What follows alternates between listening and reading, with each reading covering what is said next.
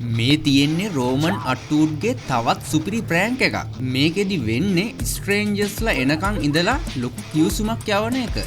ඒත් එක්කම අසල තියෙන ඩස්බින් බැරල් දෙකක් පෙරලෙනවා. රෝමන්ගේ සහායකයා ලණුවකින් බැරල් දෙක අදිනවා.